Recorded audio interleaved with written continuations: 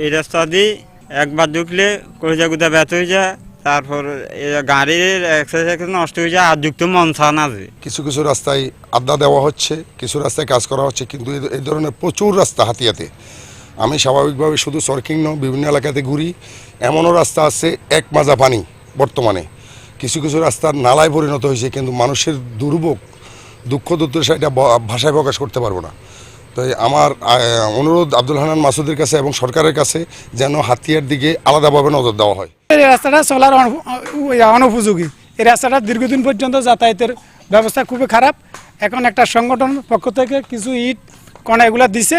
এই রাস্তাটা তো এভাবে বেশি দিন থাকবে না। আমরা সরকারের কাছে দাবি জানাই আমাদের রাস্তাটা পুনরায় সংস্কার করার জন্য, কাজ করার জন্য। আমাদের এখানে 3-4টা প্রতিষ্ঠান আছে মফিজি এলাকা, তো এটা আজারিয়া রোড, এখান দিয়ে ছাত্রছাত্রীরা করে ব্রিজ বাজার জন্য এই রোডে চলাচল করে।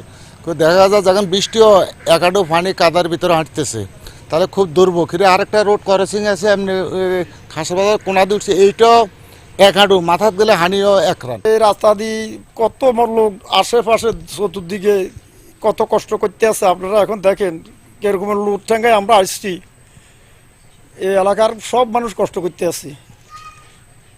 আমাদের তো কোনো এরকমের কোনো চেয়ারম্যান মেম্বার, কোনো সরকারের কোনো কেউ থেকে হইতেছে না এই রাস্তাগুলো। টিউনু সাহেবও তো কোনোদিন দেখেন না। যা হোক আপনারা এখন দেখছেন এই রাস্তাগুলো একটু তুলি ধরেন, যখন মানুষজন একটা সামনের দিকে রাস্তাগুলো যখন হইলে আপনাদের এই চেষ্টাতে, তাহলে মানুষগুলো মনে করেন আজ ভালো করবো, দোয়া হইবেন আপনারা। হাতিয়া থেকে আমরা কিছু রোডের তালিকা করেছি। তালিকা করার পরে আব্দুল হান্নান মাসুদ ভাইকে অবগত করানোর পরে আব্দুল হান্নান মাসুদ ভাই বলেছেন যে উনি একটা ফান্ডিংয়ের ব্যবস্থা করে দেবেন, যার ধারাবাহিকতায় উনি একটা সংস্থার সাথে কথা বলেছেন।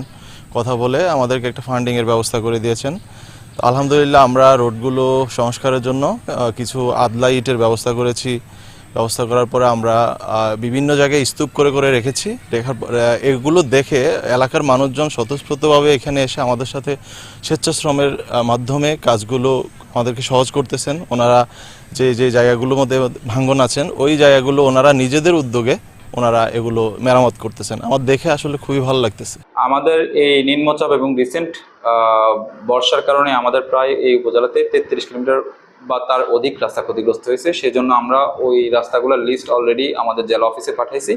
তো ঊর্ধ্বতন কর্তৃপক্ষের সাথে যোগাযোগ সাপেক্ষে জেলা অফিস ব্যবস্থা নেবে।